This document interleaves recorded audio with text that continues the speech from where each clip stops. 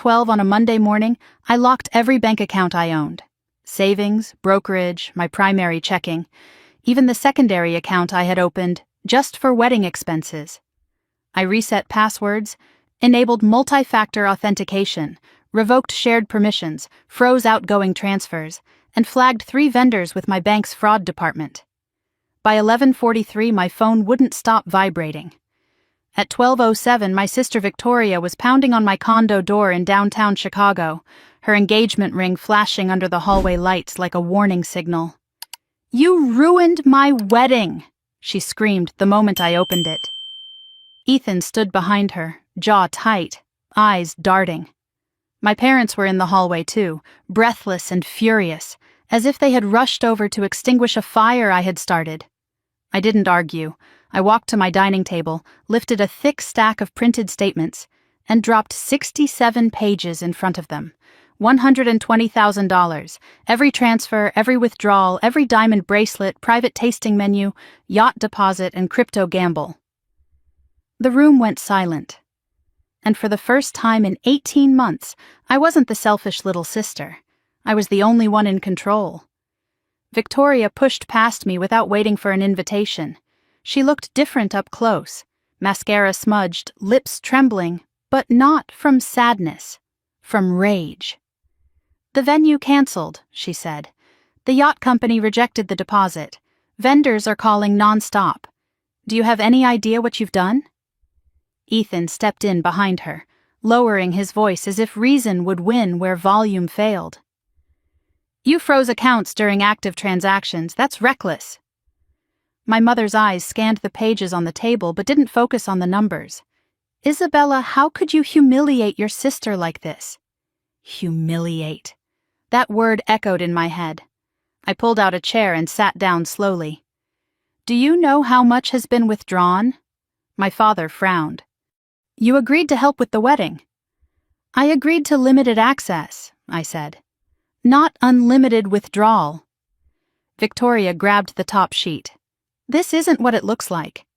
"Then explain it," I replied evenly. She flipped through the pages, her confidence cracking with every highlighted line. Emerald Coast Consulting, $12,000, a vendor that didn't exist in any business registry I could find. Ethan avoided looking at that page.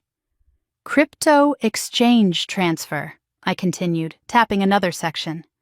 $7,500 at 2:14 in the morning, another for $15,000, and another. "It was an investment," Ethan snapped. "You work in finance. You understand leverage." "I understand documentation," I said. My father picked up one page, squinting at the totals. "This can't be right." "It is," I said. 18 months, $120,000. Victoria's voice shifted from fury to accusation. "You're doing this because you're jealous. You've always resented that That you what?" I asked quietly. She didn't finish the sentence, because we both knew the rest, that she was the golden child, the one who could make mistakes and still be applauded, the one whose risks were called passion, whose chaos was called creativity. And I was the stable one, the reliable one, the one who could absorb the cost. Ethan finally spoke again. "You're overreacting. We were consolidating expenses. Weddings are complicated." "So are forged signatures," I said. The word landed harder than any number. My mother inhaled sharply. "Forged?" I pulled out another page from a separate folder and placed it beside the statements. Draft power of attorney, my name printed neatly at the top, a signature at the bottom that was not mine. The room felt smaller. Victoria's face drained of color. "That was precautionary. You've been stressed. We were just preparing in case I became unstable," I finished for her. Silence. Ethan looked at the floor. My father's hand trembled slightly over the paper. For a moment, no one spoke. The Chicago skyline shimmered through my windows behind them, bright and indifferent. "You were going to petition for temporary financial oversight," I said. "You discussed psychiatric evaluation in emails. You drafted co-ownership applications for my condo." My mother shook her head as if she could physically deny the words away. "This is family. You don't take family to court," I didn't, I said. You brought court into my home the day you forged my name. Victoria's eyes filled with tears. You locked everything without warning. The yacht company called me screaming. Do you know how humiliating that is? I let that question hang. Do you know how humiliating it is to find a draft guardianship petition with your name on it? Do you know how humiliating it is to be introduced as the financial backbone of a wedding you never agreed to fund? Do you know how humiliating it is to sleep in your own guest room while your master bedroom becomes someone else's bridal suite? I locked my accounts, I said calmly. Because I am the primary owner, you had secondary access. That access is revoked, permanently. Ethan's jaw tightened. You can't prove intent. I met his eyes. I don't need intent. I have documentation. Victoria slammed the papers back onto the table. So what now? You're going to sue your own sister? Yes, I said. The word surprised even me with how steady it sounded. You have 30 days to repay the full amount, I continued. If not, I file civil litigation for financial fraud and identity misrepresentation. My father stared at me as if I had crossed some invisible line. You're choosing money over blood. No, I replied quietly. I'm choosing truth over manipulation. The argument fractured after that. Victoria shouted. My mother cried. Ethan muttered about lawyers and escalation. My father repeated words like extreme and unnecessary. But the power dynamic had shifted. They weren't debating whether the money had been taken. They were debating whether I had the right to stop it. Eventually, Victoria stormed out first. Ethan followed, shooting me a look that was more calculation than anger. My parents lingered in the doorway. My mother whispered, "You're breaking this family apart." I held the door open. It was already breaking, I said. When the door finally closed, the silence inside my condo felt different. Not empty, controlled. I walked back to the table and ran my hand over the 67 pages. Venue deposit, $5,000. That was the first transfer, 18 months ago. At the time, it had felt small, temporary, sisterly. 3 months, that was the deal. They had needed a place to stay before the wedding, a short bridge between leases, a supportive gesture. I had just sold my startup equity stake. I had built my first serious investment portfolio. I was saving for a townhouse before I turned 33. I had space. I had stability. I had said yes. Because that's what good sisters do. I didn't know that yes would turn into shared account access. That shared access would turn into quiet transfers. That quiet transfers would turn into crypto losses, luxury rentals, and legal drafts with my forged signature. I picked up the top page again. $5,000. That was the first crack. Back then I hadn't seen it as betrayal. I had seen it as family. And that was my first mistake. 18 months earlier, the wire transfer hit my account on a Thursday afternoon.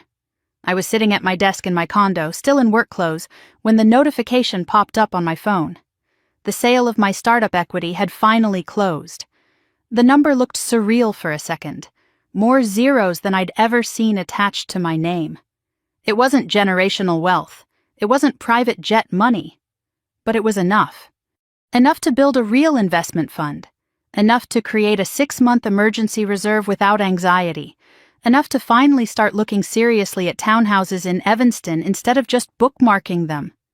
For the first time at 32, I felt stable. Not lucky. Stable. I poured a glass of wine that night and sat on my balcony overlooking the Chicago skyline. The city lights flickered in the distance, and I felt something I hadn't felt in years. Control. My finances were clean. My accounts were organized. Every dollar had a purpose. That weekend, Victoria called. She didn't waste time with small talk. "We're engaged," she said, breathless and triumphant. I smiled despite myself. "Congratulations," Ethan came on the line seconds later, his voice smooth and confident. "We're thinking Napa, vineyard ceremony, something elegant." Napa. I did the math in my head automatically. Venue, catering, travel, accommodations, designer gown, destination honeymoon. Elegant was expensive. A week later, we celebrated at a high-end steakhouse in River North. Victoria glowed across the table, diamond catching every reflection of candlelight. Ethan charmed the waiter, charmed my parents, charmed the entire room. He talked about entrepreneurial ventures, without ever specifying what those ventures were. He talked about timing, about market cycles, about opportunity. My father nodded approvingly. My mother squeezed Victoria's hand like she had just won something. I asked one practical question. "What's the budget?" Victoria waved it off. "It'll work itself out." Ethan grinned. "We're building a life. You can't nickel and dime vision." Nickel and dime vision. I sipped my wine and said nothing. 2 weeks later, Victoria called me again. This time she was crying. "Our lease is ending sooner than we thought," she said. "The landlord sold the building. We just need a place for a little while, 3 months max, until after the wedding." 3 months. It sounded reasonable, temporary, structured. Ethan chimed in from the background. "It would really help us stabilize. We don't want to rush into another lease before the wedding." That word again. Stabilize. My parents called that evening. "You have space," my father said. "It's just practical." "Family supports family," my mother added gently. "You've done so well. Now it's your sister's turn." I stood in my kitchen, staring at the marble countertop I had chosen myself, paid for myself. I valued my routines, my privacy, my order. But 3 months wasn't forever. "Okay," I said. 3 months!" Victoria screamed in relief. "You're the best!" I didn't correct her. Move-in day came with suitcases, garment bags, and more wedding binders than I thought physically possible. Ethan brought expensive whiskey instead of rent money. "For the house," he said with a wink. It was my house. But I let that slide too. At first, it felt almost fun. Planning energy filled the condo. Fabric samples draped over chairs. Venue photos spread across my dining table. Victoria stood in my living room describing floral arches and string quartets. Ethan paced with his phone, negotiating with vendors. I tried to treat it like background noise. Then came the first ask. "We're just short on the venue deposit," Victoria said one evening, sitting across from me at the kitchen island. "$5,000. We'll pay it back after the wedding gifts come in." 5,000 was manageable. Temporary. I transferred it from a secondary checking account I rarely used. Victoria hugged me like I had saved her life. A few days later she approached me again, tone casual. "To make things easier," she said, "why don't we create shared access to a wedding expense account, just so we can track everything transparently?" The word transparently disarmed me. I opened a sub-account under my primary bank profile. I gave her secondary access with capped transaction limits. I explained the restrictions clearly. "This is temporary," I said. "Of course," she replied. That night I received 2 small notifications, charges under $100 each. Vendor verification, Ethan explained when I mentioned it. They test the link before charging the full amount. It made sense. On paper. Weeks passed. Wine tasting event for 20 guests. Designer gown alteration deposit. Luxury SUV rental for site visits. The numbers began climbing faster than I expected. At dinner one night, I asked lightly, "Do we really need this level of spending?" Victoria's smile tightened. "It's once in a lifetime." Ethan leaned back. "You've got this covered, right?" Covered. The word unsettled me. I hadn't agreed to cover anything. I had agreed to help. At 2:14 one morning, my phone lit up. Crypto exchange transfer, $7,500. I walked into the kitchen, heart pounding. Ethan sat at the counter with his laptop open. He didn't look startled to see me. "It's arbitrage," he said calmly. "Short-term opportunity. We'll flip it before the wedding." "You used the wedding account," I said. "It's all connected," he replied. The next day, I requested vendor invoices and real-time access to the crypto account. Victoria reacted immediately.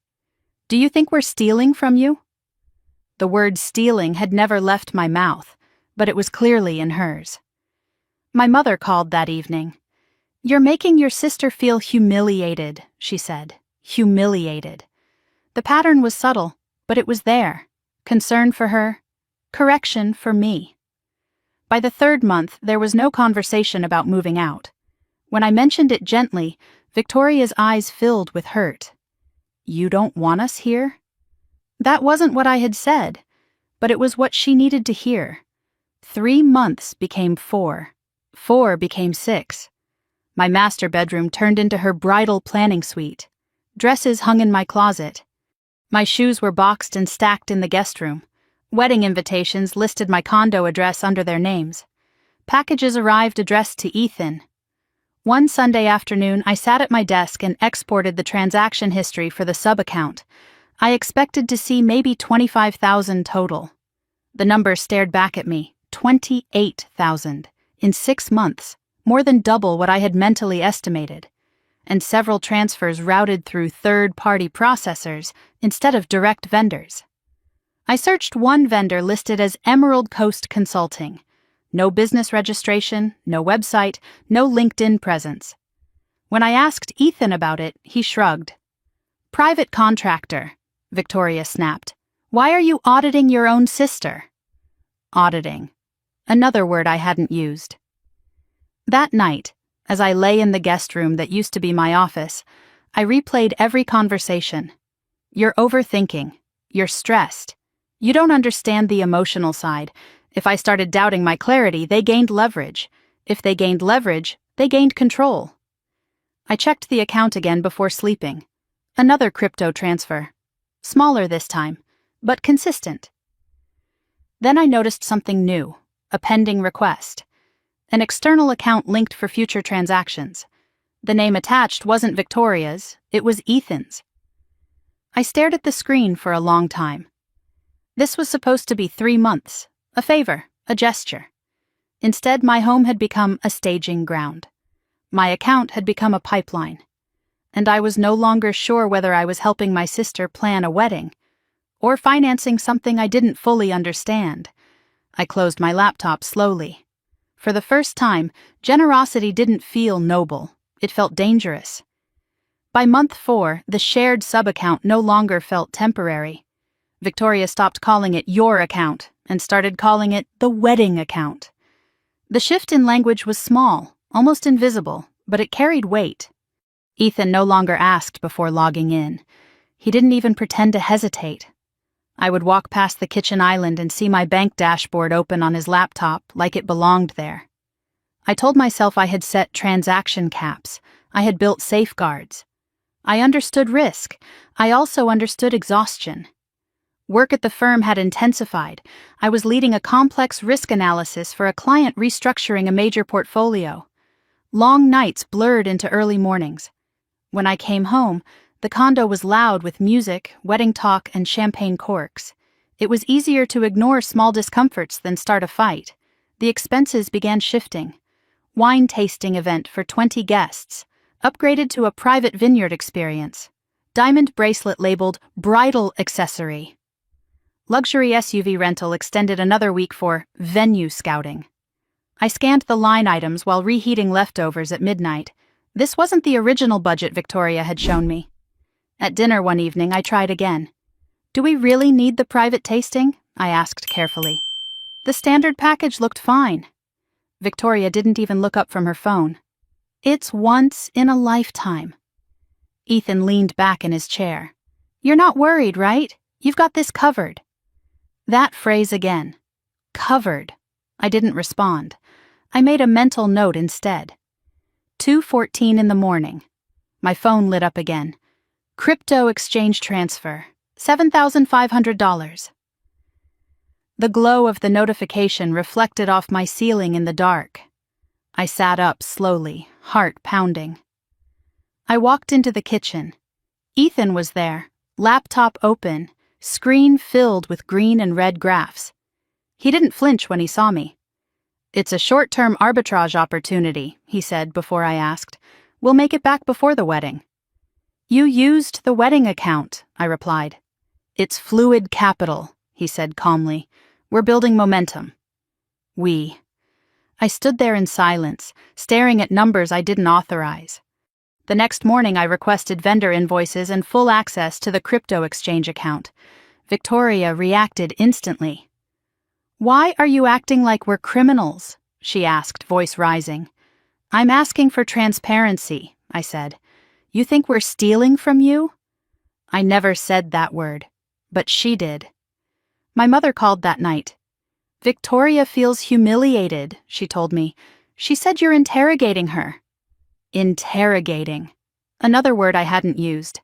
The narrative was shifting subtly. Concern for her. Correction for me. Weeks passed. Wedding planners visited the condo regularly. I was introduced as the financial brain behind this operation. They laughed when Victoria said it. I didn't. At 6 months, I stopped correcting people when they referred to the condo as Victoria and Ethan's place. It was easier than explaining. One Sunday afternoon, I opened my laptop and exported the transaction history from the sub-account. I expected maybe 30,000.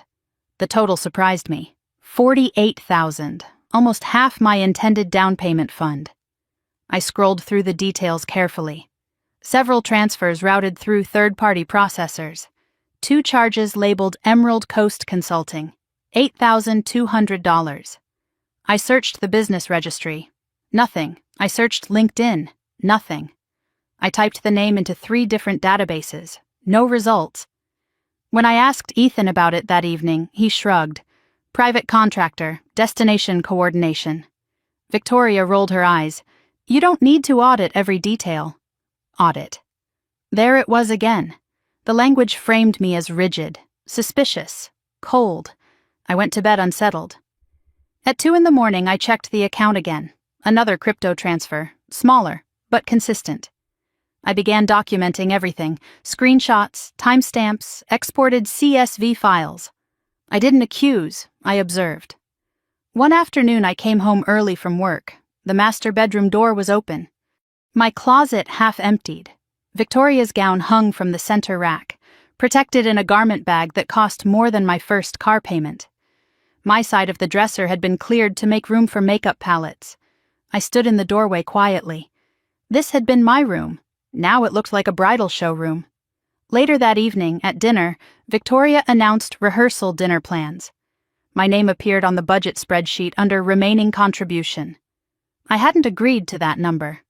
When I said so gently, my father spoke up over speakerphone. "You're the most stable," he said. "It makes sense."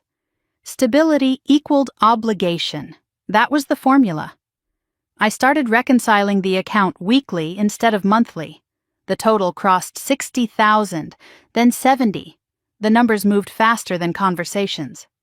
One night, I received a credit monitoring alert. Hard inquiry. Private lender. Application listed as joint household liquidity support. I never applied. The secondary contact listed was Ethan. I stared at the notification for a long time. I confronted him the next morning. "It was exploratory," he said lightly. "Nothing binding." "Did you list this condo as joint property?" "Well, technically we all live here." "Technically," Victoria chimed in. "You've been so stressed lately. You're overreacting." Overreacting. Stressed. Unstable. The words were starting to repeat. At a family dinner with relatives visiting from out of state, Victoria laughed about how I forgot to eat when I was busy. Ethan added that I isolated myself too much. Concern flickered across faces at the table. Concern replaces admiration quickly when seated correctly. Late that night, I logged in again. Total withdrawals had reached nearly $80,000. And then I saw something else. Professional evaluation services. $4,200. Vendor category, medical consulting. I stared at the screen. Medical consulting? There had been no appointments, no visits. Another line item. Legal document preparation. $2,100. My stomach tightened. I replayed conversations in my head, comments about stress, comments about burnout, jokes about high achievers cracking. It felt less like teasing, more like groundwork. The next morning I left for work early. Halfway to the elevator, I realized I had forgotten my laptop charger. I turned back quietly. As I approached the door, I heard voices from inside. Victoria's voice, low. "He doesn't think she'll fight it." Pause. "She hates conflict." Ethan responded, too quiet for full clarity. Victoria continued, "Once it's signed, she won't even know what she agreed to." I didn't open the door. I didn't confront them. I stepped back into the hallway instead, because now something felt different. This wasn't just spending. It wasn't even just deception. It sounded like planning. I returned to the office that day and pulled the transaction logs again, $83,000. Then I noticed something new. A pending external account link, registered under Ethan's name, waiting for authorization from the primary holder. Me. They had hit the cap. They were trying to expand access. That was the moment generosity stopped feeling like a virtue. It felt like a vulnerability. That night, I lay awake in the guest room that used to be my office. I listened to Victoria laughing softly in what had been my bedroom. I listened to Ethan pacing on the balcony, voice low and controlled. I thought about the words I had overheard. She won't fight it. She hates conflict. They had mistaken my calm for weakness, my discipline for passivity, my generosity for endless supply. I closed my eyes, and for the first time since they moved in, I didn't feel confused. I felt alert. Something was unfolding inside my own home, and I was done being the last one to see it. The morning after I overheard Victoria whispering that I wouldn't fight it, I made coffee like nothing had changed. I moved through the kitchen calmly, methodically, as if I hadn't heard every word through the hallway the night before. Victoria floated in wearing silk pajamas, scrolling through floral mock-ups on her phone. Ethan followed, already dressed, already alert. "You're up early," Victoria said lightly. "Work," I replied. "Normal." That was the strategy. If they believed I suspected something, they would accelerate. If they believed I remained unaware, they would continue. And continuation meant evidence. At my desk later that morning, I reopened every transaction log from the past 9 months. I cross-referenced dates, crypto transfers aligned with vendor shortfalls. Legal document preparation charges appeared shortly after major losses. The medical consulting fee had occurred the same week Victoria began joking publicly about my stress levels. It wasn't random, it was layered. At lunch, I stepped outside my office building and called the law firm listed on the draft power of attorney document. I didn't identify myself at first. "I'm inquiring about temporary guardianship filings," I said neutrally. The receptionist confirmed they handled such matters. I asked whether a preliminary inquiry had been initiated under my name. There was a pause. "I can't disclose client information," she said carefully. But the hesitation was enough. Something existed. That evening, the performance continued. Victoria approached me while I was reviewing spreadsheets at the dining table. "You've seemed distant," she said gently. "You've been working too hard." Ethan leaned against the counter. "Burnout is common in finance. Maybe you should take time off." I watched them both. Concern on the surface. Assessment underneath. The words weren't about my well-being. They were about positioning. Later that week, my parents hosted a small family dinner with relatives visiting from Milwaukee. Victoria casually mentioned how forgetful I'd been lately. Ethan added that I barely slept. My aunt asked me softly if I was feeling overwhelmed. I realized then that witnesses were being gathered. Not formally, but socially. If someone needed to testify about my stability, they were seeding impressions. That night, I received an automated email from my brokerage account. "Your password has been successfully reset." I hadn't reset it. I logged in immediately. Access still worked. But the recovery phone number had changed. It listed Victoria's number. My hand stayed steady, but something inside me shifted permanently. The next morning, I confronted her privately. "There was a password reset on my brokerage account," I said calmly. "Your number is listed as recovery." She blinked twice. That must be a glitch. Ethan chimed in from behind her. Maybe you clicked something by accident. The tone was almost patronizing, as if explaining a minor tech issue to someone less competent. I looked directly at Victoria. Did you access my brokerage account? She smiled thinly. Why would I? Why would she? The question lingered in the air like smoke. By month 10, the condo no longer felt like my home. Wedding invitations arrived addressed to Victoria and Ethan at my address. Packages piled near the door under both their names. My building concierge greeted Ethan as if he were the primary resident. One afternoon I returned home early and found my office rearranged. The desk moved, my filing cabinet pushed into the corner, the space staged as a guest suite for bridesmaids. My financial files were stacked carelessly against the wall. I stood in the doorway quietly. No one asked, no one warned. It had simply been decided. At dinner that evening, Victoria presented an updated wedding spreadsheet. My name appeared under projected remaining balance, a larger number than before. I never agreed to that, I said evenly. You said you'd support us, she replied. I said 3 months and limited access. My father, on speakerphone, said, You're the most stable. It makes sense. Stable meant absorbent. Stable meant endless. Stable meant silent. Later that night, I logged into the sub-account again. $92,000. The total no longer startled me. It confirmed something. A pattern. Then I noticed a charge labeled Harbor Lock Storage. Monthly recurring. I searched the address. High-security storage facility downtown. Why would wedding planning require private storage? I didn't ask. Not yet. The next morning, while they were out meeting a florist, I walked into what used to be my bedroom. Victoria's vanity drawer was slightly open. Inside, a manila folder. I didn't open it then. Not yet. Instead, I closed the drawer and stepped back. Timing mattered. That afternoon, my father called again. You're overthinking this, he said. Victoria is emotional. Don't trigger her. Trigger. The vocabulary of fragility was being assigned to her. The vocabulary of instability was being assigned to me. That evening, Ethan joked at dinner about high achievers cracking under pressure. Victoria added that I needed a vacation. My mother suggested therapy. The suggestion wasn't cruel, it was strategic. If I agreed, it reinforced their narrative. If I refused, it reinforced their narrative. I excused myself early and went into the guest room. I pulled up state guidelines for temporary guardianship petitions.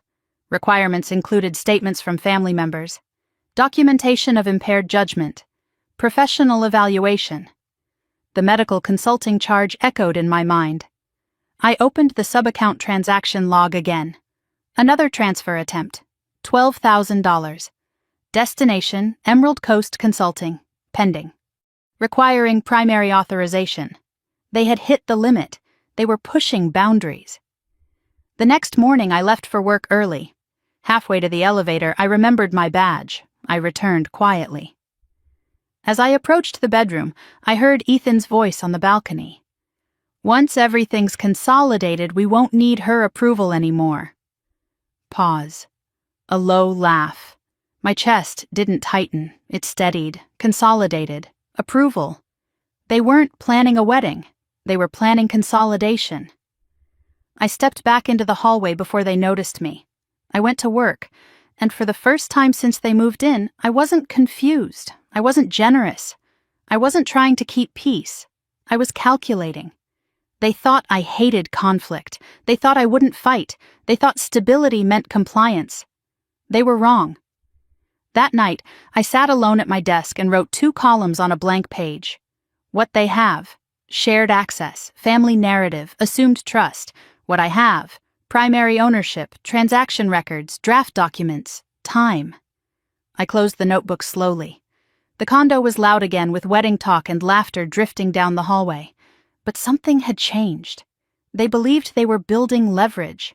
They didn't realize they were building evidence. And I was no longer the last person in the room to understand what was happening. I was the only one preparing for what came next. By month 10, I no longer corrected anyone when they referred to the condo as Victoria and Ethan's place. It was easier to let the words slide than to stop and reassert ownership every time. My master bedroom was permanently theirs now. The bridal suite, Victoria called it. My dresses were folded into storage bins in the second bedroom, stacked beside bankers' boxes filled with financial reports I no longer kept in the open. The closet that once held my structured blazers and neatly arranged heels now held a couture gown wrapped in white silk. I told myself it was temporary. Temporary had stopped meaning anything. The social shift happened gradually. Caterer tastings were hosted in my dining room without consulting me about scheduling. Wine vendors dropped off sample crates and addressed Victoria as the homeowner. Bridesmaids came and went, leaving champagne glasses on my coffee table and makeup palettes on my bathroom counter. One afternoon during brunch, Victoria introduced me to her friends as the financial backbone of this wedding. They laughed. I didn't. I had started reconciling transactions weekly instead of monthly. Late at night, after everyone else had gone to sleep, I would sit at the kitchen island with my laptop open, exporting statements and highlighting patterns. Charges were no longer isolated spikes. They were rhythms, large vendor deposits followed by crypto transfers within hours. Luxury travel holds followed by third-party processing fees. The numbers were accelerating, 80,000, 87, 91. My down payment fund was shrinking in ways I hadn't explicitly agreed to. One Tuesday afternoon, I received a credit monitoring alert. Hard inquiry, private lender. Application listed as joint household liquidity support. Joint household. My name was listed as primary applicant. Ethan's name appeared as co-resident. I stared at the screen for a long time. I had not signed anything. That evening, I confronted him directly. "There's a credit inquiry in my name," I said, keeping my voice level. He didn't look alarmed. "It was exploratory," he replied. "Just testing financing options." "You listed this condo as joint property." "Well, technically we all live here." "Technically?" Victoria stepped in before I could respond further. "You've been so defensive lately," she said softly. "It's not healthy." Defensive. The word settled into the pattern with the others. Stressed, overreacting, burned out. The vocabulary was consistent. That night I opened the account again. $98,000. And then I saw a new recurring charge. Harbor Lock Storage. Monthly, high-end secure storage facility downtown. I searched the address. Private climate-controlled units. Document security advertised on the website. Why would wedding decorations require secure document storage? I didn't ask yet. Instead, I saved the invoice. The emotional erosion became clearer during small moments. One evening, I came home from work early and found Victoria hosting friends in the living room, music playing, champagne open. As I stepped inside, the conversation paused. One of her bridesmaids looked at me and asked, "Isabella, could you grab more ice?" In my own kitchen. I walked to the freezer quietly. No one apologized. No one corrected the assumption. Later that night, I checked the transaction logs again. One line item caught my attention. Professional Evaluation Services. $4,200. Vendor category, Medical Consulting. There had been no doctor visits, no appointments. 2 days later, another charge appeared. Legal document preparation. $2,100. The pieces were aligning too neatly to ignore. The following morning, I left for work early as usual. Halfway to the elevator, I realized I'd forgotten my laptop charger. I turned back. As I approached the condo door, I heard voices inside. Victoria's voice was low. "He doesn't think she'll fight it." Pause. "She hates conflict." Ethan responded in a tone I couldn't fully hear. Victoria continued. "Once it's signed, she won't even know what she agreed to." My pulse slowed. Not quickened. Slowed. I stepped away from the door and took the elevator down without entering. At the office, I closed my door and opened every statement from the last 12 months. The cumulative total crossed $100,000. 103, 107, 111. It wasn't one reckless splurge. It was systematic, structured. I examined the timeline against their conversations about my stress. Each time I questioned spending, the narrative intensified. Each time crypto losses spiked, comments about burnout increased. They weren't just spending money, they were building context. Later that week, I came home unexpectedly in the middle of the afternoon. Victoria and Ethan had stepped out. The condo was silent. For the first time in months, it felt like mine again. I walked into the master bedroom slowly. The vanity drawer was slightly open. Inside sat a manila folder. I hesitated only briefly before pulling it out. Inside were printed drafts. Application to add Victoria as co-owner to the condo. Power of attorney document with my name at the top. Signature line filled in. Not my handwriting. Attached were email exchanges between Victoria, Ethan, and a lawyer named Marcus Feldman. Phrases leapt off the page. Temporary financial oversight, stress-related instability, joint living arrangement justification. If Isabella shows resistance, psychiatric evaluation may support temporary guardianship. Guardianship! The word blurred for a moment before sharpening. This was not about wedding expenses. This was about control. Behind the legal drafts were copies of Harbor Lock storage receipts. Unit registered under Ethan's name. Purpose listed as document security. They weren't storing decorations. They were storing leverage. At the back of the folder was a handwritten note in Ethan's writing. She trusts family. Don't push too hard. After the wedding, it's easier. After the wedding, meaning after legal ties, after assets merged, after optics secured. I sat on the edge of what used to be my bed and felt something crystallize. Every dinner conversation about stress, every joke about burnout, every comment about high achievers cracking. It wasn't concern. It was groundwork. My phone vibrated in my hand. Another transfer attempt. $12,000. Destination, Emerald Coast Consulting. Pending, requiring primary authorization. They had reached the ceiling of what secondary access allowed. They were pushing for expansion. I photographed every page of the folder. Front and back, close-ups of signatures, email headers, timestamps. Then I placed everything back exactly as I had found it. Drawer slightly open. Folder angled to the left. I washed my hands in the bathroom sink afterward. Not because they were dirty, because touching those documents felt contaminating.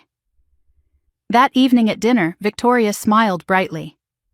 "You've seemed calmer lately," she said. "I'm glad you're not overthinking things anymore." Ethan watched me carefully. I smiled back. For the first time in months, I wasn't reacting. I wasn't asking. I wasn't trying to preserve peace. I was preparing. They thought I wouldn't fight. They thought I hated conflict. They thought stability meant silence. They were about to learn the difference between quiet and unaware. And this time, I wasn't the one being positioned. I was the one gathering proof. The morning after I found the folder in Victoria's drawer, I made breakfast like nothing had happened. Egg whites, black coffee, the same routine I followed every weekday. Victoria scrolled through seating charts at the kitchen island, humming under her breath. Ethan typed something on his phone, expression neutral. They looked relaxed. They believed they were still ahead. I moved quietly through the condo, memorizing their comfort. Emotion is loud, evidence is silent.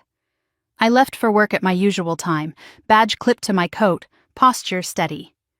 Halfway to the office, I pulled over into a quiet parking garage and reviewed the photos I had taken of the documents. The power of attorney draft, my forged signature, the email thread with Marcus Feldman. The phrase temporary guardianship appearing again and again like a legal refrain. My chest didn't tighten anymore. It cooled. At my desk, I closed my office door and began reconstructing the timeline. Crypto losses escalated in month 8. Legal document preparation appeared in month 9. Medical consulting fee appeared in month 10. Conversations about my stress intensified around the same time. The structure wasn't emotional, it was procedural. That afternoon, I called the law firm again, this time identifying myself. "I'd like to confirm whether any preliminary documents have been prepared in my name," I said calmly. There was a pause. "I'm sorry, I cannot disclose that information without a signed release," the receptionist replied. But the tone had shifted. There was recognition. Someone had discussed my name. That was enough. On my lunch break, I walked to the bank branch near my office. I requested extended transaction logs for the past 18 months. The compliance officer reviewed the request and raised her eyebrows at the volume of transfers routed through third-party processors. "Did you authorize external wallet linking?" she asked. "No," I said. She flagged the account for internal review. The phrase financial exploitation appeared in the notes. It didn't sound dramatic. It sounded factual. That evening, I returned home as if nothing had changed. Victoria was excited about a new florist proposal. Ethan poured himself a drink. I set my laptop down on the dining table and opened it deliberately. "Can we talk?" I asked. They both stiffened slightly. "What about?" Victoria said. "About the external account link request." Ethan's jaw tightened. "It was exploratory." "And the power of attorney draft?" I asked quietly. Silence. Victoria blinked rapidly. "That was precautionary." "Precautionary against what?" "You've been overwhelmed," she said. "We just wanted to protect you." "Protect me." "With a forged signature?" I asked. "It wasn't finalized," Ethan said quickly. "But it was drafted," I replied. They exchanged a glance. There it was. The moment the performance cracked. "You're twisting this," Victoria said, voice rising. "We were planning responsibly." "You were planning consolidation," I said. The word hung between us. Consolidation. Ethan looked at me sharply. "You've been paranoid lately," he said. "This is exactly why we were concerned." Concern. The narrative was predictable now. "You discussed psychiatric evaluation in emails," I said evenly. Victoria's face drained of color. "You went through my drawer," she whispered. "Yes." "You violated my privacy." I let that irony settle in the room. "You drafted legal control over my assets," I replied. "You forfeited privacy." My father called mid-conversation, as if summoned by tension. Victoria put him on speaker. "Isabella is spiraling," she said quickly. "She's accusing us of fraud." I spoke calmly into the phone. "There is a forged power of attorney draft with my name on it." Silence. My father exhaled slowly. "That was precaution," he said after a moment. "You've been under a lot of stress." There it was again, the reinforcement, the layering of witnesses. "I am not unstable," I said clearly, "and you will not file anything in my name." No one argued that they wouldn't. They argued that I was overreacting. Later that night, I reopened the transaction logs. The total had reached $120,000. $120,000. The number felt different now. It wasn't loss, it was leverage. I exported every transaction into a master spreadsheet. Date, vendor, amount, purpose. I cross-referenced crypto transfers with external wallet IDs. I documented every instance of third-party routing. The structure became undeniable. This wasn't chaotic spending, it was layered misdirection. At 2 a.m, another transfer attempt appeared. $15,000. Destination, Emerald Coast Consulting. Status, pending, authorization required from primary account holder. They had reached the ceiling again. Desperation was visible in the pattern. The next morning I called a compliance attorney recommended by a colleague. I brought printed copies of everything, the forged signature, the guardianship language, the transaction logs. He reviewed the document silently. "This is potential financial fraud," he said finally, "and attempted asset control." The words didn't shock me. They confirmed what I already knew. If they file first claiming mental instability, you would be defending yourself, he added. If you act first, you control the narrative. Control the narrative. That was the pivot point. I returned home that evening and found Victoria pacing. Why can't I access the account dashboard? She demanded. I restricted permissions, I replied. You can't just cut us off. I can, I said calmly. I am the primary holder. Ethan stepped closer. You're escalating this. No, I said, I'm correcting it. He stared at me for a long moment. You're making a mistake. I've already made one, I replied, letting you in. That night, I drafted a formal demand letter with my attorney's guidance. 30 days to repay $120,000. Failure to comply would result in civil litigation for fraud and identity misrepresentation. I didn't send it yet. Timing mattered. The following morning, before leaving for work, I logged into my account one last time. Another transfer attempt, $12,000. Declined automatically due to restricted access. Within minutes, my phone began to ring. Victoria, Ethan, my mother. I didn't answer. I watched the calls pile up. They believed I was panicking. They believed I was reacting emotionally. They didn't understand that I had already moved beyond emotion. By the time Victoria pounded on my door hours later, shouting that I had ruined her wedding, the decision had already been made. I wasn't going to wait for them to finish their plan. I was going to end it. They thought I hated conflict. They thought I wouldn't fight. They thought stability meant compliance. They were about to learn that stability can also mean strategy. And strategy, when documented, is louder than any accusation they could make about my sanity. I closed my laptop and looked out at the Chicago skyline. 18 months ago, I had said yes because I believed family meant trust. Now I understood something else. Trust without boundaries is not loyalty. It's exposure. And exposure, when paired with forged documents and $120,000 missing, is no longer a misunderstanding. It's a case. The next move would not be a conversation. It would be a lock, and this time, I would not hesitate. The morning after I met with the attorney, I stopped pretending this was temporary. I woke before dawn, sat at my kitchen island, and opened every financial portal I owned. Savings account, primary checking, brokerage, sub-account labeled wedding expenses. I changed every password. Enabled multi-factor authentication on every login. Removed secondary viewing privileges. Revoked external wallet linking. I didn't rush. I moved with precision. At 7:43, I called my bank's fraud department. I need to report potential financial exploitation, I said. The representative's tone shifted immediately. She asked for dates, amounts, authorization history. I gave her everything. $120,000 over 18 months, repeated crypto transfers, third-party routing patterns, attempted expansion of transaction limits. She assigned a case number. The word official appeared in my mind like a door closing. After the call, I placed a full credit freeze across all major bureaus.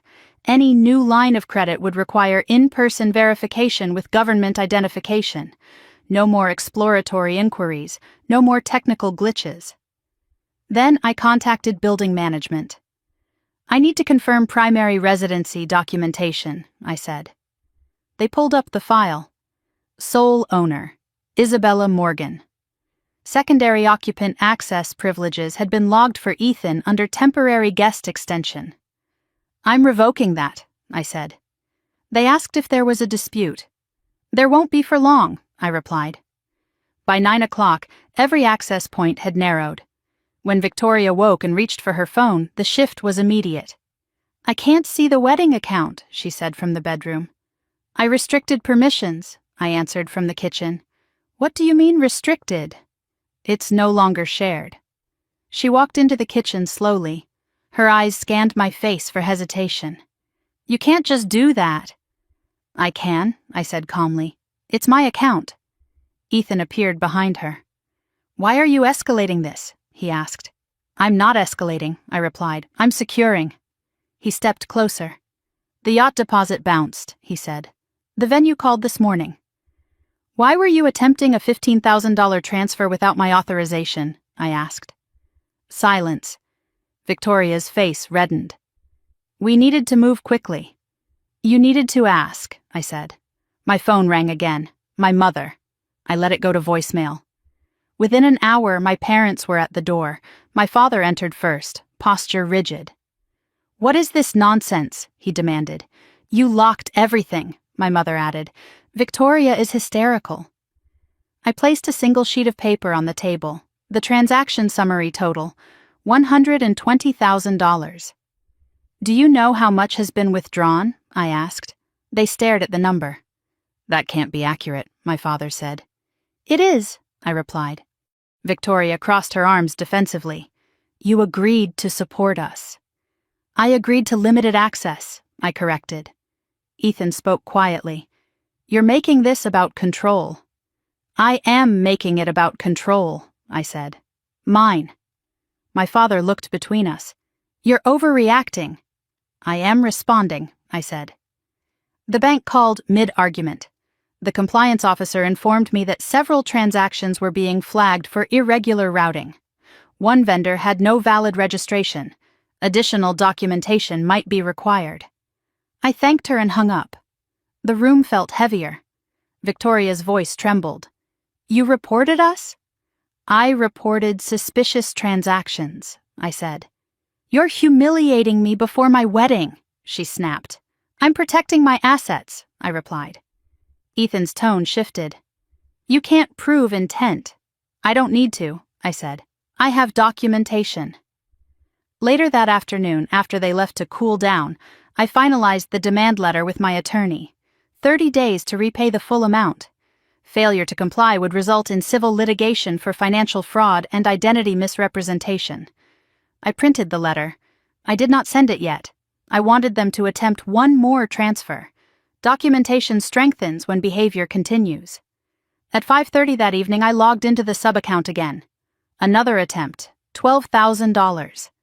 Destination, Emerald Coast Consulting. Declined automatically. Secondary access suspended. My phone exploded within minutes. Victoria's voice came through the voicemail speaker. You ruined my wedding. Ethan followed with a text. Fix this now, my mother wrote. What are you doing to this family? I did not respond. At 6:15, the pounding on my door began. Victoria burst inside the moment I opened it. You did this, she said. Ethan stood behind her, face pale. My parents followed seconds later. The scene felt surreal. I walked to the dining table and placed the full 67 pages of statements in front of them, every transfer highlighted, every crypto exchange circled, every third-party vendor flagged. $120,000, I said. Silence fell like a physical weight. Victoria flipped through the pages rapidly. This isn't what it looks like. Then explain Emerald Coast Consulting, I said. Ethan didn't answer. I flipped to the legal document charges. Explain the power of attorney draft. My father's hand trembled slightly. You were going to petition guardianship, I continued. You discussed psychiatric evaluation. Victoria shook her head rapidly. It was precautionary. Against what? I asked. Against you losing control, Ethan muttered. I held his gaze. I never lost control. That was the difference. I had been generous, not incapable. Victoria's voice broke. You're destroying everything. No, I said quietly, I'm stopping it. My father finally spoke. You're choosing money over blood. I'm choosing boundaries over manipulation. The words surprised even me with their steadiness. I placed the printed demand letter on top of the statements. You have 30 days, I said. Full repayment, or I file. My mother gasped. You'd sue your own sister? Yes. The room felt smaller. Ethan stepped back slightly. Victoria's tears shifted from anger to fear. The narrative had changed. This was no longer a misunderstanding. It was documented. After they left, the condo fell silent. I gathered the papers slowly and placed them in a labeled folder. For the first time in months, I walked into the master bedroom without hesitation. I opened the closet. My side still held only storage bins. But the space felt different. Reclaimed. I sat on the edge of the bed and exhaled. They thought I wouldn't fight. They thought stability meant endless tolerance. They mistook calm for compliance. What they didn't understand was that discipline is not weakness, it is containment. And once containment breaks, it does not explode, it locks. The next move would not be emotional, it would be legal, and this time, I would not ask permission to protect what was mine. I did not sleep the night after they pounded on my door. I lay in the master bedroom, my bedroom again, and stared at the ceiling while the city hummed outside the windows. At 6 a.m, I got up and went straight to my desk. If they believed this was emotional, they were wrong. This was procedural. I opened every account I had ever linked to anything remotely shared. Primary checking, savings, brokerage, retirement portfolio, the sub-account that had once been labeled wedding expenses. I downloaded full transaction histories for the past 18 months, CSV files, PDF statements, raw data exports. I built a master spreadsheet, date, amount, vendor, routing path, authorization method. By 8:30, the total sat in bold at the top of the sheet. $120,000. Not approximate, not exaggerated, exact. Every line item documented. Crypto transfers mapped to wallet IDs, third-party processors flagged. Storage unit payments categorized. Legal preparation fees separated into their own column. The pattern was undeniable. This was not overspending. It was strategic misuse. At 9:15, I called my attorney. "I'm ready," I said. He asked only one question. "Are you prepared for the consequences?" "Yes." We scheduled an in-person meeting for that afternoon. Before leaving, I called the bank's compliance division again. "I need to formally dispute a series of transactions and request an internal fraud review," I said. The representative pulled up my case number. She asked if I believed the transactions were unauthorized. "I believe access was abused," I replied. That phrasing mattered. She placed a temporary hold on the sub-account pending investigation. She also flagged prior login attempts from devices not previously registered to me.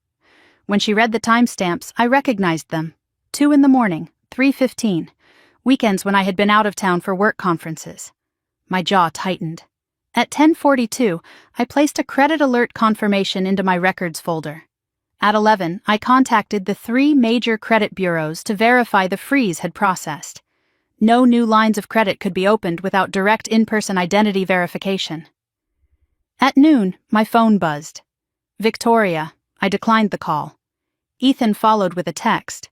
"We need to talk before you make this worse." I didn't respond. By 1:30, I was seated across from my attorney in a quiet conference room. I laid out everything: the forged power of attorney draft, the guardianship language, the transaction spreadsheet, the email exchanges. He read in silence for several minutes. "This is potential financial fraud and attempted asset control," he said finally. Hearing it stated clinically did something to me. It removed the last layer of doubt. "If they file first claiming diminished capacity, you would be forced into defensive posture," he added. "If you file first, you control the narrative." Control the narrative. I had allowed them to control the language for months. Stressed, overreacting, burned out. Now I would control the record. We drafted a formal written demand: 30 days to repay $120,000. Failure to comply would result in civil litigation for fraud and identity misrepresentation. He advised not sending it until we had full transaction documentation secured. The more evidence, the stronger the case. I left his office with a folder under my arm and clarity in my chest. When I returned home, the condo was quiet. Victoria and Ethan were out. I walked through each room slowly. The living room still held wedding magazines scattered across the coffee table.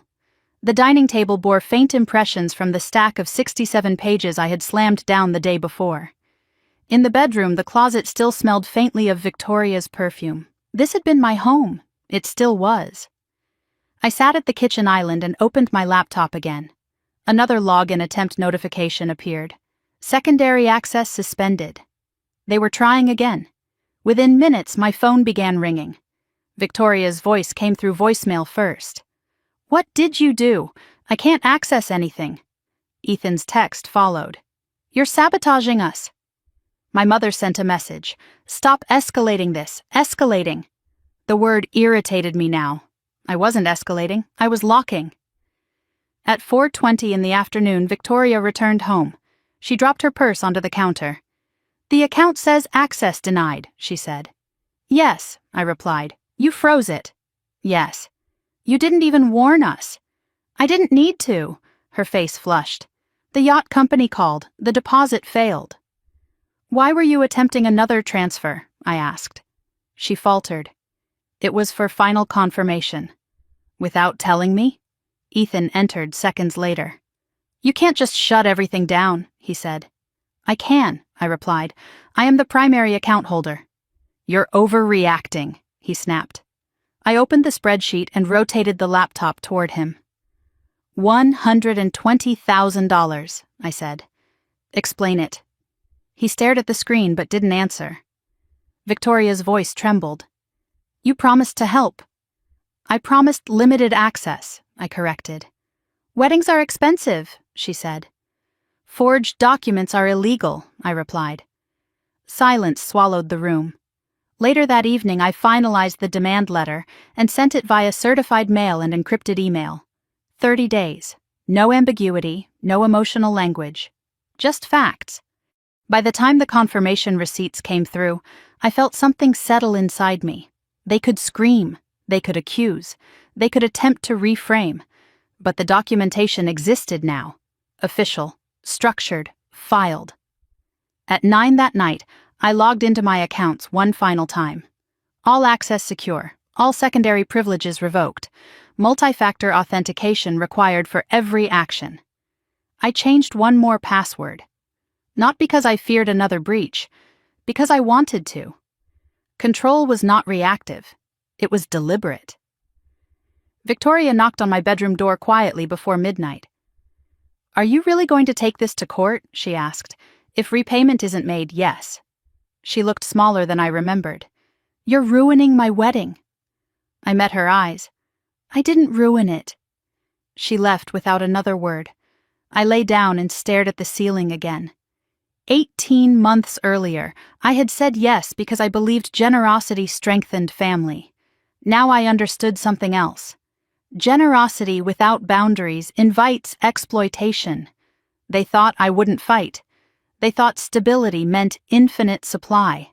They mistook calm for compliance. Tomorrow, the real confrontation would begin. Not with shouting, not with accusations, with a case number. And once something becomes a case, it no longer belongs to emotion. It belongs to record. For the first time since they moved in, I felt no confusion, no hesitation, only resolve. The accounts were locked. And this time, so was the narrative. The certified mail receipt confirmed delivery at 10:17 in the morning. I watched the notification appear on my phone while sitting in my office conference room, sunlight cutting across the polished table in sharp lines. 30 days had officially begun. At 11:32, Victoria called. I let it ring.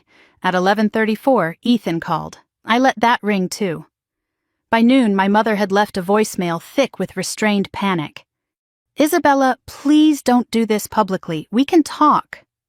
Publicly, as if the existence of documentation were the embarrassment, not the behavior. At 1:15, an email arrived from an unfamiliar address.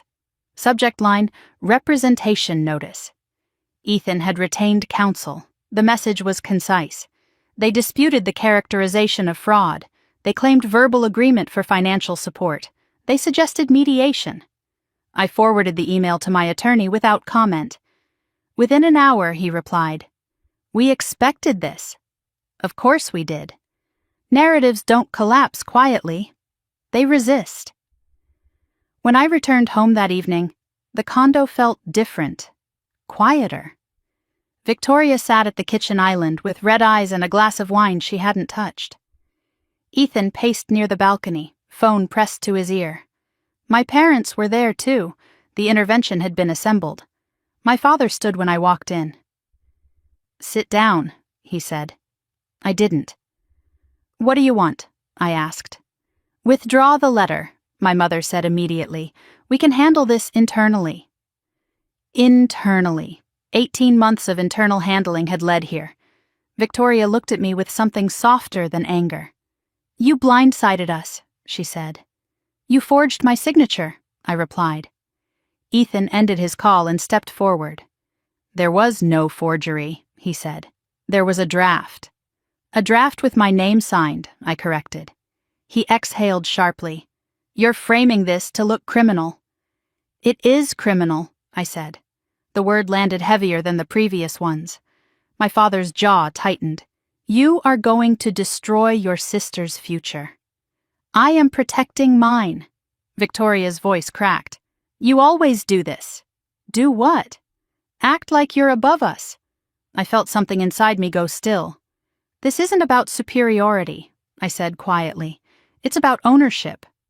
Silence. Ethan broke it first. "If this goes to court, it becomes record. Employers see that. Banks see that. Everyone sees it." "Yes," I said. "And you're comfortable with that?" "Yes." He stared at me like I had become someone unfamiliar. Maybe I had. The next morning, I received a formal mediation proposal. They offered partial repayment. $35,000, in exchange for withdrawing all allegations of fraud. I read the number twice. 35,000, not even half, not even close. I called my attorney. "We decline," I said before he finished explaining the strategy. He didn't argue. He knew me well enough now. By midweek, something shifted in the household. Victoria stopped arguing. She started crying. Not performative tears, quiet ones. Ethan grew sharper, more agitated, phone calls in the hallway, doors closing harder than necessary. I overheard him one evening. "If she files, discovery will expose everything."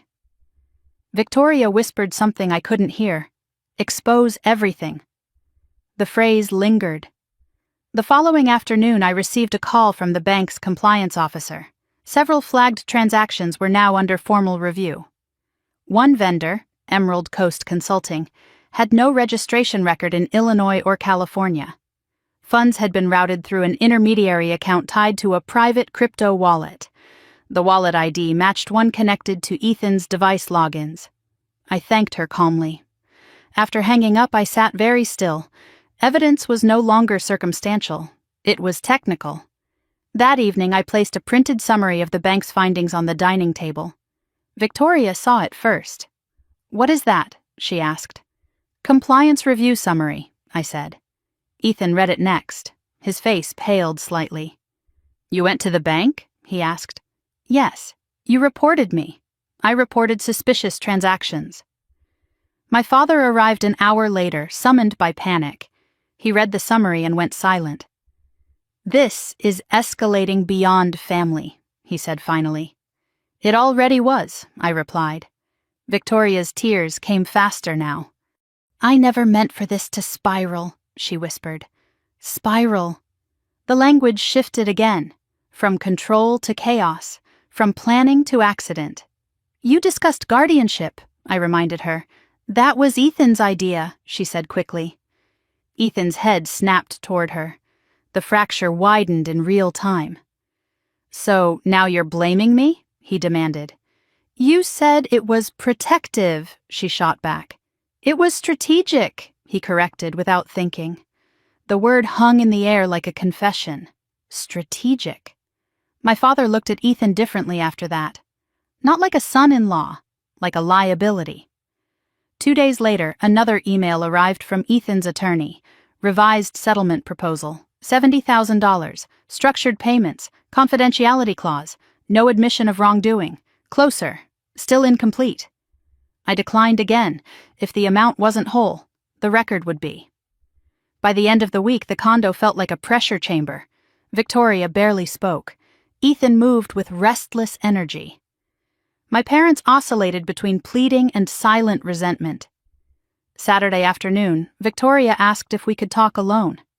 We sat in the living room where she had once planned her dream wedding. "I didn't think you'd actually file," she admitted. "I will," I said. She looked down at her hands. "He said once we were married, everything would feel stable." He? Not we. The shift was subtle but unmistakable. "Stable doesn't come from control," I said quietly. She didn't respond. That night, my phone buzzed again. This time it wasn't Victoria or Ethan. It was a notification from the court e-filing system. My attorney had submitted the complaint. Case number assigned. Civil action, financial fraud, and identity misrepresentation. I stared at the number for a long time. It looked clinical, neutral, unemotional, exactly what this needed to be. Minutes later, Ethan's voice carried down the hallway. "They filed." Victoria's reply was too soft to hear. Then something slammed. A door. A wall. I wasn't sure, but I knew this much. The story was no longer confined to my dining table. It existed in a system now, structured, documented, trackable. They thought I wouldn't fight. They thought I feared conflict. They thought stability meant silence. They forgot something fundamental. I work in risk analysis. And once risk is quantified, it doesn't intimidate. It informs action. As I turned off the lights that night, the condo no longer felt invaded. It felt transitional. The wedding was unraveling. The narrative was shifting. And for the first time since they moved in, I was not reacting. I was leading.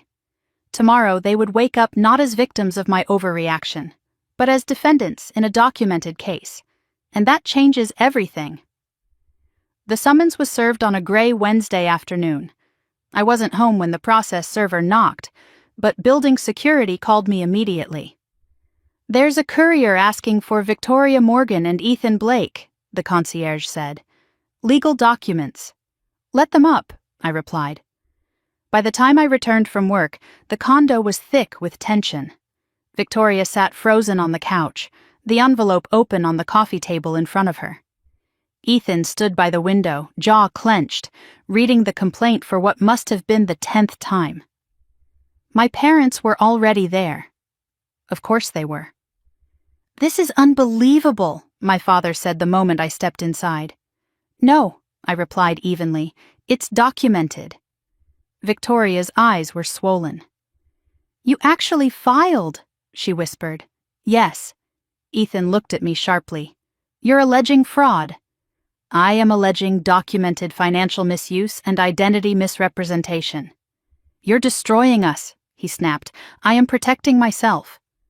He stepped closer, lowering his voice. "You don't understand what discovery will expose." "I do," I said. "That's the point." Silence followed. For the first time, no one accused me of overreacting. They were reading the language. Count 1, financial fraud. Count 2, identity misrepresentation. Count 3, attempted asset control through forged documentation. The words were clinical, cold, impossible to reframe as sibling misunderstanding. Victoria's hands trembled. "You could have handled this privately," she said. "I tried," I replied. 18 months of quiet tolerance, 9 months of subtle warnings, weeks of escalating access attempts. Privately had not worked. Ethan threw the complaint back onto the table. "You have no proof of intent." I walked to my desk and returned with a printed compliance summary from the bank. Crypto wallet linkage logs, third-party routing patterns, login timestamps from devices registered to Ethan. I placed them beside the complaint. "Intent will be determined," I said. He didn't respond. That night, the first visible crack appeared. Ethan's phone rang constantly. He took calls on the balcony, pacing. His tone shifted from confident to strained. Victoria stayed silent. The next morning I woke to raised voices. "You told me it was contained," Victoria hissed. "It was until she escalated," Ethan shot back. "She didn't escalate," she said quietly. "She locked what was hers." The difference in language mattered. I made coffee without acknowledging them. By noon, my attorney emailed an update. Ethan's counsel had requested expedited mediation. Now. Not 30 days. Now. Fear changes pacing. That evening, the vineyard venue called Victoria directly. The deposit was frozen pending payment confirmation. Without immediate funds, the date would be released. Victoria stared at her phone as if it had betrayed her. "This can't be happening," she whispered. "It is," Ethan muttered. My mother arrived again. "She's heartbroken," she told me. "Is this worth it?" I didn't answer immediately. I looked at Victoria sitting on my couch, in my condo, with a complaint bearing my name on the header. "It's not about worth," I said finally. "It's about boundary." My father rubbed his temples. "This will follow the family forever." No, the documentation would. The behavior had already followed us. The next day, something shifted again. The yacht company canceled the reservation entirely. The florist withdrew due to uncertainty of payment. Bridesmaids began texting Victoria quietly, asking what was going on. Narratives spread quickly. By Friday afternoon, Ethan received a separate notice. The court had authorized preliminary document preservation. He was legally required to retain all financial communications. He read the email twice. "You're serious about this," he said. "I was serious 18 months ago," I replied. That night, Victoria knocked on my bedroom door. She didn't come in. She stood in the hallway, smaller than I had ever seen her. "I didn't think you'd actually choose court over me," she said. "I didn't think you'd choose control over me," I answered. Her eyes filled. "It wasn't like that. It was exactly like that." She didn't argue. She went back to the master bedroom and closed the door softly. Saturday morning, Ethan packed a suitcase. Not dramatically, not angrily, quietly. Victoria watched from the doorway. "Where are you going?" she asked. "To stay with a friend," he said, "until this stabilizes." Stabilizes. The word tasted bitter now. He didn't look at me as he left. The door clicked shut. Silence flooded the condo. Victoria stood there for a long time. Then she sat down at the dining table where the 67 pages had once been spread. "This isn't what I wanted," she said quietly. I didn't respond, because what she wanted had never been clearly defined. Status, security, admiration, those are fragile foundations. By Monday, Ethan's attorney submitted a revised proposal. Full repayment over structured installments. No confidentiality clause. No demand to withdraw fraud language. That was new. My attorney called me. "They're feeling pressure," he said. "I know," I replied. Victoria approached me later that evening. "He's talking about separating finances," she said. "You should," I answered. She looked startled. "You're not gloating," she said. "I'm not winning," I replied. "I'm correcting." That night, I walked into the master bedroom fully. No hesitation. I opened the closet. The gown still hung there. White, untouched. The wedding binder sat on the dresser. I closed it gently. This was no longer about a ceremony. It was about consequence. When I returned to the living room, Victoria was staring at the skyline. "He said if the wedding happened, everything would feel stable," she murmured. "And did it?" I asked. She didn't answer, because it hadn't happened. And stability built on someone else's account was never stability. It was dependence. Later that week, mediation was scheduled. Formal, documented, court-monitored. As I reviewed the updated repayment proposal, I realized something quietly powerful. They no longer argued that I was overreacting. They no longer suggested therapy. They no longer framed me as unstable. The narrative had shifted. Not because I shouted louder, but because I documented better. They thought I wouldn't fight. They thought I feared conflict.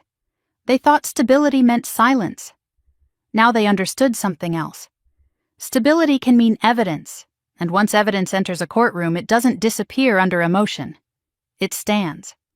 The condo felt different that night. Not fractured. Transitional. Ethan was gone. Victoria was quiet. My parents called less frequently. The wedding date approached without confirmation. and I stood in the center of my living room looking at the city lights flickering beyond the glass. 18 months ago. I said yes because I believed family meant unconditional support. Now I understood something stronger. Support without boundary is surrender, and surrender, once recognized, must be reversed. The case was active, the narrative was public, the illusion was collapsing. And for the first time since they moved in, I wasn't waiting for the next transfer alert. I was waiting for the next court notice.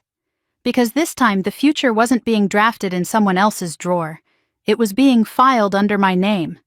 And that made all the difference. 30 days began to feel shorter once the case number existed. The week after